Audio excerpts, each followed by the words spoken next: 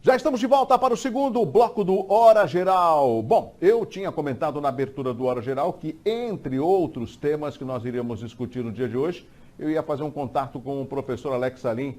O professor Alex Salim é uma figura que já é mais do que participante assíduo do Hora Geral, né? Desde as entrevistas em rádio, também aqui no Hora Geral. O professor Alex Salim é especialista em direito penal, uma figura muito conhecidíssima também no setor acadêmico, né? Professor Alex Salim, boa noite, obrigado pela sua participação aqui no Hora Geral.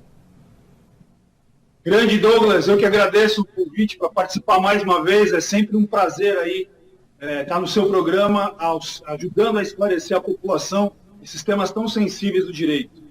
Perfeito. Professor Alex Salim, hoje é uma data que eu julgo importante e que muitos brasileiros até desconhecem. Hoje é uma data da primeira Constituição Republicana do Brasil. Duas perguntas numa só.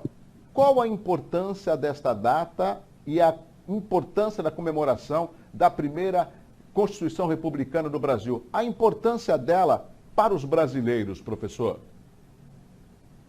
Bem, Douglas, a Constituição de 1891, né, por isso ela está completando 130 anos hoje, ela marcou a transição entre a monarquia e a república no Brasil. Então, foi a primeira Constituição dentro do regime republicano.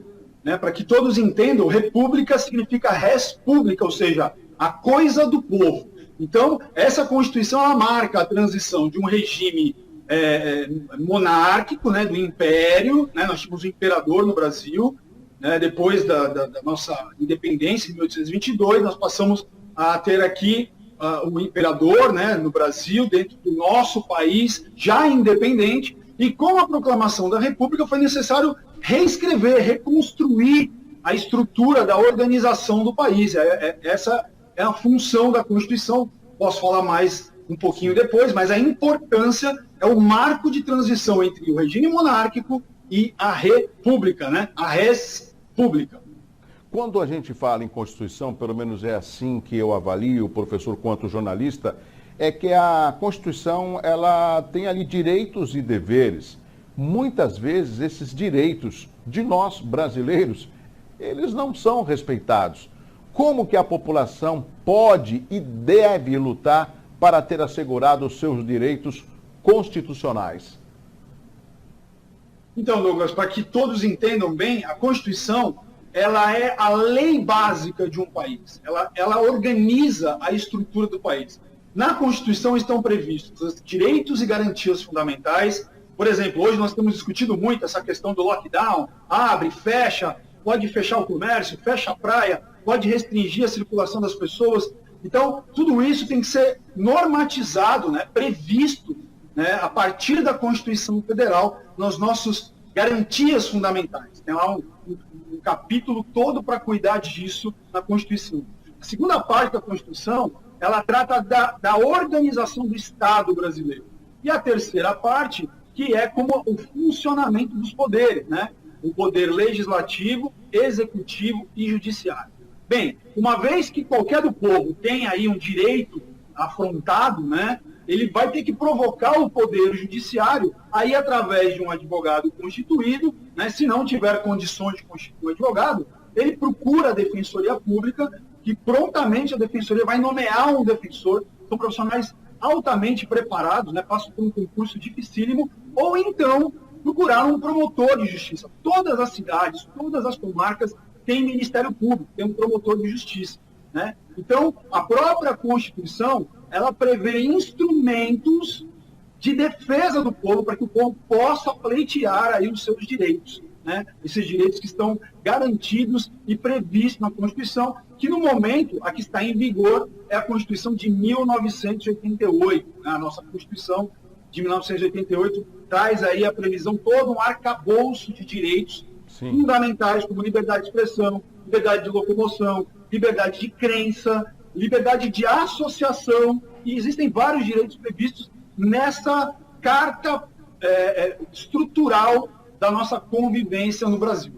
Professor Alex Salim, tem um tema que está praticamente ocupando as principais manchetes de jornais e telejornais. Eu vou deixar para a próxima pergunta. Tem um outro tema que me preocupa muito, inclusive eu até desabafei e demonstrei a minha indignação nesta semana, no programa de segunda-feira, de uma criança, o Lorenzo, de 1 ano e 2 meses, que os familiares, na luta para conseguir uma UTI pediátrica, demorou tanto que a criança chegou a falecer, né? Porque ele tinha um problema de coração, né?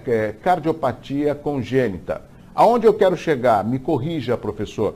Parece que um dos itens da Constituição é que o governo é obrigado a dar, a conceder a saúde para a população. E uma criança recém-nascida ou uma criança de poucos meses, às vezes ela não consegue lutar. Tem que depender da boa vontade dos pais ou dos pais terem uma rapidez e a justiça para conseguir aquele tratamento. Nesse caso, e isso envolve a nossa região, porque em 30 dias 2 crianças vieram a falecer pela falta de leitos de UTI pediátrica. Como que a população pode lutar para ter esse direito na sua região, na sua cidade? Vamos lá, Douglas, você falou muito bem. A nossa Constituição, né, novamente falando dela, olha a importância. Ela prevê o direito à saúde, o direito universal. Mesmo quem não contribui para a Previdência, não está empregado, enfim, qualquer pessoa que esteja no território nacional tem direito à saúde. E esse direito é garantido através do Sistema Único de Saúde, o famoso SUS, né? E, veja, embora ele seja estruturado em cada município, como o próprio nome diz, ele é um sistema único. Então, se eventualmente uma criança, né, como você acabou de citar esse exemplo, precisa de uma UTI pediátrica, de um atendimento diferenciado, e no hospital da região ou da cidade não existe vaga, aquela situação não está sendo resolvida, é sim possível que essa criança seja levada, deslocada para um outro município para que seja feito o acolhimento na estrutura que ela necessita. Porque o sistema ele é único, claro, ele é organizado por cada município, né? Sim, seria impossível a União interferir em cada localidade, mas o prefeito da cidade ele recebe verba federal, enfim, e ele organiza esse sistema municipal, porém, ele é único. Quer ver um exemplo? É muito comum, e a minha primeira formação em fisioterapia, né, Douglas, eu trabalhei em UTI, isso aqui na região. A Santa Casa de Santos, por exemplo, é um hospital de referência na região. Então é muito comum a Santa Casa receber pessoas, pacientes, que vêm exatamente de Mongaguá, Peruíbe, de outras regiões, Betioga, de outros municípios. Por quê? Porque provavelmente na localidade, ou ela não tinha vaga, ou o atendimento, vamos dizer assim, a especialidade que ela necessitava, não tinha cobertura naquele lugar, né? É muito complicado para uma cidade, muitas vezes tem 20 mil habitantes, 30 mil habitantes, ter uma estrutura hospitalar como nós temos aqui em Santos, ou em São Paulo, Campinas, enfim, em cidades de maior porte, né? Tá. Então, se administrativamente, né, se buscando a estrutura de saúde, a pessoa não consegue ter esse direito garantido, novamente eu insisto, procure a Defensoria Pública ou o Ministério Público, se você não tem recursos, e essas instituições públicas, como eu estou dizendo, o profissional está lá, ele vai dar um encaminhamento para garantir esse direito fundamental a essa pessoa necessitada. Professor, uma última pergunta. Essa está na boca do povo, né? Recentemente a Câmara Federal acabou aprovando a permanência, né, do deputado Daniel Silveira do PSL do Rio de Janeiro, né, que ele continuasse preso. E isso reacendeu a situação da Flor de Lis, uma outra deputada do Rio de Janeiro. O Tribunal de Justiça do Rio acha que ela tem que perder o mandato, mas, afinal, quem que vai decidir a questão da Flor Delis, ou Flor de Lis, do Rio de Janeiro? É o TJ do Rio ou ela vai passar também por uma outra votação na Câmara Federal, assim como ocorreu com o deputado do mesmo estado, o Daniel Silveira? Então, Douglas, o que acontece, o caso da Flor de Lis, ele é peculiar e ele traz à tona uma decisão que o Supremo Tribunal Federal tomou em 2018, imitando aquilo que as pessoas costumam dizer de foro privilegiado, né? Que, na verdade, é o foro por prerrogativa de função. O que o Supremo fez em 2018?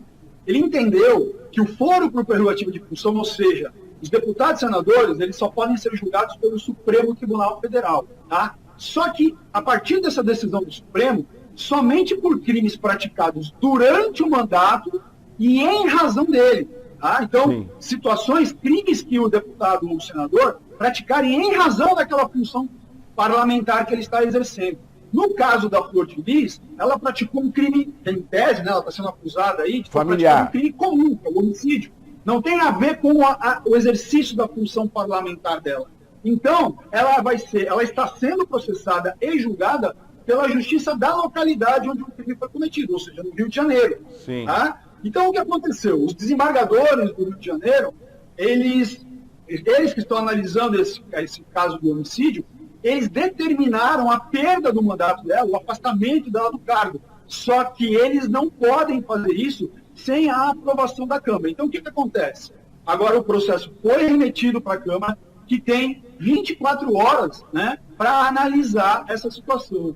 Se ela vai acolher aquela determinação da Justiça do Rio de Janeiro ou não. Sim. Justamente pelo que você falou. É a Câmara que decide o destino aí dos seus integrantes, né? Veja, só que o processo é por crime comum, não tem a ver com o exercício da função. No caso do Daniel, né, do deputado Daniel Silveira, ele praticou o crime relacionado quer dizer, em tese, né, ele teria praticado crimes relacionados à função, né, ele teria, assim, se cedido na crítica ao Supremo. Estou colocando tudo em tese, porque isso vai ter que ser analisado pelo Poder Judiciário e pela Câmara dos Deputados. Professor Alex Salim, especialista em Direito Penal e também professor universitário. Professor, obrigado pela sua participação mais uma vez aqui no Hora Geral. O meu intuito, agradecendo as suas palavras elogiosas com relação ao formato do Hora Geral, é justamente esse, de trazer aqui no programa pessoas profissionais de várias matizes para poder cada vez mais informar o nosso público telespectador e internauta. E com relação ao direito, o senhor faz muito bem. Obrigado, professor. Eu que agradeço novamente a possibilidade de participar e de levar um pouquinho de conhecimento aí, né, uma parte pequena do que a gente pode, no espaço que a gente tem aí, de informar as pessoas. Procurem sempre os seus direitos, não se acovardem, isso é mais importante. Verdade. Um abraço, professor. Um abraço. Tchau, tchau. Nós conversamos com o professor Alex Salim, especialista em Direito Penal. Tirando as dúvidas dos nossos amigos telespectadores, eu coloco sempre o WhatsApp à sua inteira disposição para que você possa não só interagir, como participar, sugerir temas, tá certo? Ah, não se esqueça que ainda está valendo, hein? Atenção, você está com